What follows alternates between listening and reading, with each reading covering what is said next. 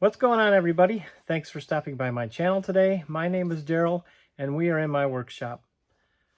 This is just a little informational video, a little follow-up on what's been going on with me, and will I ever put out any decent videos anymore? So, as you all know, I've been hit by lightning, and my tower got hit, and it took out a bunch of my equipment. All computers, all network equipment were all destroyed, and some test equipment was also destroyed, my antennas, feed lines, things like that. So I've been working with the insurance company.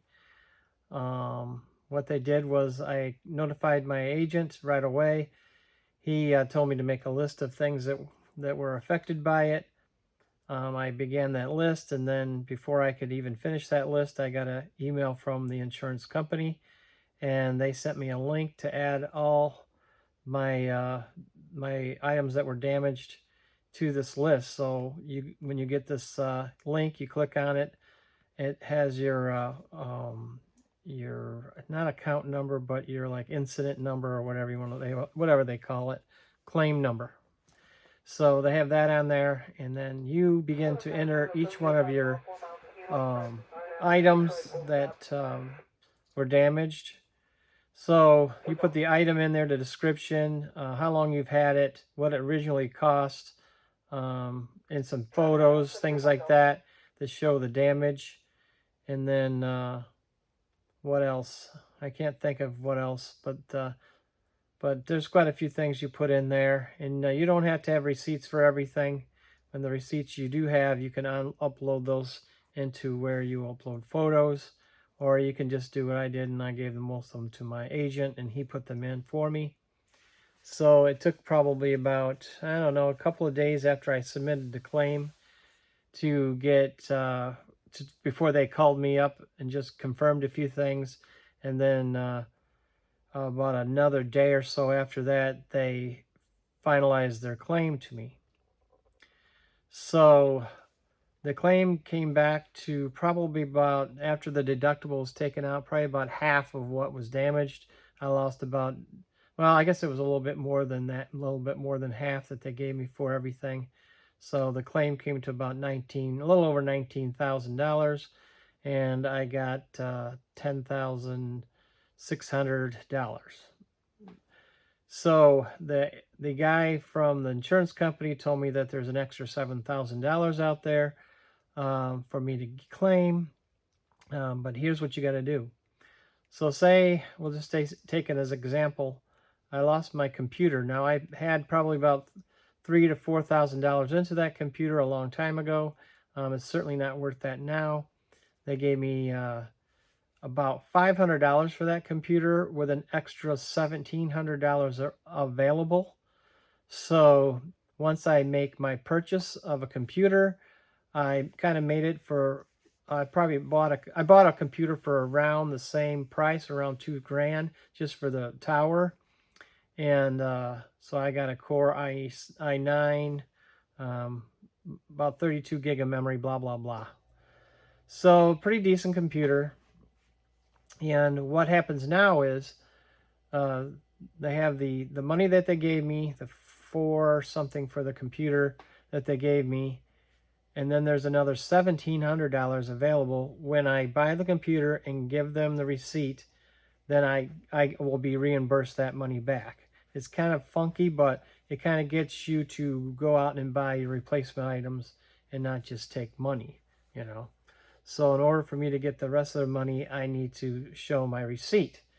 So there's some things like the computer, I can't get any of those parts now. That was years ago. Those models have been eliminated, and they don't produce them anymore. So I did the best I can, getting as close as I can with today's products to match what I had back then. But I didn't want to get really a really bad computer or a slow one or anything like that. So I did get a decent one. And so hopefully when I give them the receipt, they'll give me money back on that. I don't know if I'm getting the whole $1,700, but they will add to that. So are they going to pay 100% for everything? It's just not possible. It isn't. There's certain things that weren't worth a lot of money to begin with that just are not worth going out and repurchasing. Who's going to go out and buy an old computer to try to match up to this? You're going to go out and buy something new, right? So, like, let's just look at the Yaesu FTM 400. It got smoked. We looked at it at the last video, just looking inside. I didn't take the board out or anything yet. Now, I can't remember what they gave me for that. I think they gave me around 3 something with a little bit more money available. So if I do send this one in, if I do replace it, like if I replaced it, then I would get all that money back based on whatever the cost that they gave me, the money that they gave me plus what's available. They would take that available money and give me that whole purchase price back, including shipping and tax on everything. That's how I understand it. I have not put it to the test yet, so we'll see. So, as we all know, the FTM 400 has been discontinued. So, I did look around at some of the big box stores to see if they had any in stock, and they did not. So, I don't know what's going to happen to this radio. I don't know if I'm going to call Yaesu and see if I can get them to work on it, or am I going to have them just send me the board and I'll put it in myself, or do I bump myself up to an FTM 500 and go there? I really don't know. I haven't figured that out yet. So, well, all boils down to, by the time I buy all the major, well, what I did was, on the big list, it has all the available money that's available for these items, okay? So I took the ones that were the highest amount of available money, and I purchased those things first, so I can get the receipts, take them to my agent, he puts them in my claim, and then hopefully I get another check for those purchases, and then I can use them to buy the next purchase. Otherwise, I'm taking money out of my own accounts to, kind of float myself alone until they pay me back. So I don't want to do that. So I'm kind of shuffling things around to try to keep myself in money from the insurance company to buy these items.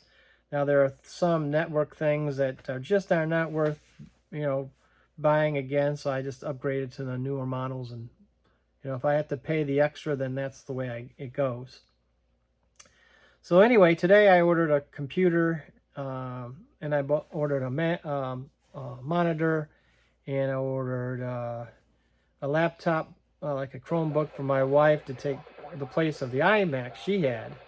So we're not buying a new iMac. We kind of downgraded to a Chromebook. It's a little bit easier for her to operate.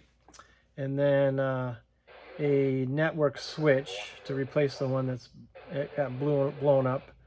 So that's a power over Ethernet switch. And then I ordered an extender, and that will take care of my home networking setup. And what else did I order? Oh, and then I ordered some computer parts to try to fix my old computer because the shop computer burned up, and that was not fixable. So I'm hoping I can try to get my old computer working again and put that out here in the shop for a shop computer. So it's a lot of juggling, a lot of trying to figure out what to do, the right things to do. And it's been kind of rough. Now the antennas and the tower and everything, I have not, like the beam and all that, I have not taken them down or anything. I did talk to my climber, and he gave me an estimate to take the stuff down and put the new stuff up. And that was submitted to the insurance company. They did not pay me in my claim. They did not show that as a line item in my claim, so I've got to talk to my agent and find out if they don't pay for that until the guy does the work, or what. Do I pay for it out of my own pocket and then they reimburse me? I have no idea, so I need to find out about that.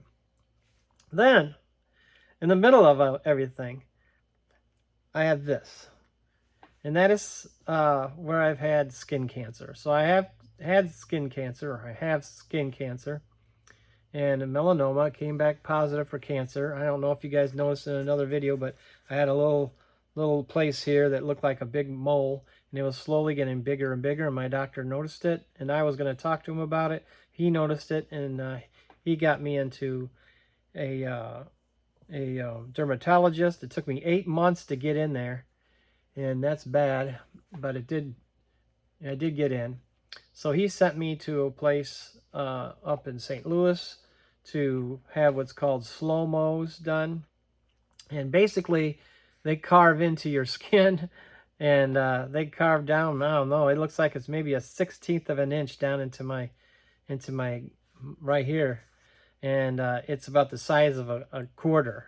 So you can actually take a quarter and stick it in the hole, and that quarter would be a little under the surface of my skin. It's very unsettling to look at. When my wife opened it, my bandage to change it, she said she wasn't prepared for what she saw, and I wasn't prepared either. I knew what it was going to be like, but to see someone with that, like that, it's kind of hard to look at. Kind of hard to believe that that's you.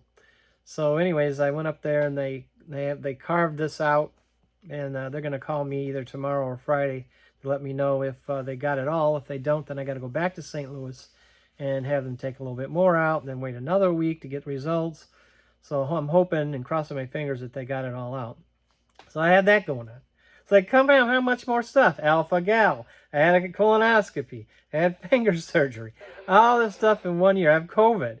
It's like, how many things in 1 year can Daryl handle? And then I got hit by lightning. It's like, and then a couple of weeks ago, 2 times in one day, I was going to breakfast in a little school bus. The guy wasn't paying attention to where he was driving and cranked the wheel into my lane, and I had to swerve to miss the school bus. And then when I was coming home from a club meeting that very same night, a car right near my house went across the center line into my lane. I had to hit the ditch. So 2 times in one day I avoided a head-on collision, and I'm still alive. So it's been real rough. It's been a bad year for me. But I'm slowly trying to get things straightened out and back in shape again. I got the 6-meter repeater here. We're to the point now where we're just tuning things up and getting it done, and then I got some secrets.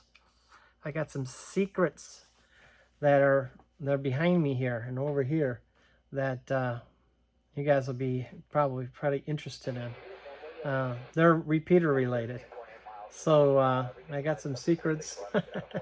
All I gotta do is get computers and test equipment going again, and then I can get back in on the steamroller again and start smashing some of the stuff out. But it's been a real difficult time. And like right now, my doctor says, "Oh, you can't bend over, you can't exert yourself, you can't sweat, because you can't get anything in here that would cause it to get infected. So, and you got to be careful you don't hit anything, or no dogs come up there and try to smack you around a little bit." But yeah, it's been difficult. So today I went out and mowed the lawn. Part of it, I got half of it done. Then I'm like, that's enough for today. Now tomorrow I got to do the other half. So, but I'm still thinking about you guys and making videos, and I really appreciate all the comments. I haven't had a whole lot of time to answer the comments because it's really difficult to do on just my phone. So I have not been doing that. But when I get the computer running, hopefully I'll be able to get back on track for those, and then videos. And what else? I can't think of what else. But anyway, I do appreciate all the good comments and people who were asking questions about me and the lightning strike. The Alpha-Gal is going pretty good. I'm back on dairy a little bit, and I have tried pork. Not a lot. Like I had a pork tenderloin from Culver's that upset me a little bit, but not too bad. And then I've had some sausage on my pizza. But the last couple of pizzas I've deleted the sausage, but I haven't put pepperoni on it, and it hasn't been making me sick. But I haven't had any beef since last August, so I'm trying to make it a whole year just to try to see what I can eat and what I can't eat. I haven't lost any more weight since the initial weight loss. So so I've been eating decent enough. But I'm tired of chicken. I'm tired. I haven't really eaten a whole lot of turkey, but chicken. I've had my fill of chicken, but seems to be the one thing that I can eat that doesn't bother me. Of course, any birds I can eat, any fish I can eat. I just can't eat mammal meat, but I have tried it. But I would like to try beef. We'll see. But anyway, I just wanted to make a little video to kind of show you, let you guys know what was going on, and that I do have things that I want to start working on in here. So maybe we'll try to repair this 400. I don't really know. I'm at the point right now, I got so many things that are backed up that might be just better just to send this thing in. My ICOM radios, this 9700, I don't know if it's going to pull through. I'm sure if I sent it to ICOM, they would just replace the main board in it and be done with it. I think it might be just too much for a tech to just spend time on that. They're not going to make any money, or it's going to cost me a lot of money to get it fixed. So might as well just change the board out and be done with it. I don't know. But the insurance company has money available for that. If I buy a new one, they will pay me, but not much. No, they paid me a decent amount without the other pay, the other reserve pay, or whatever you want to call it. I can't remember what they call it. That money that's available. Economically speaking, the 7300 would probably be the better one if I was going to replace and kind of break even with the whole deal. Would probably be that one. The 9700, probably not. I'm hoping they can fix it.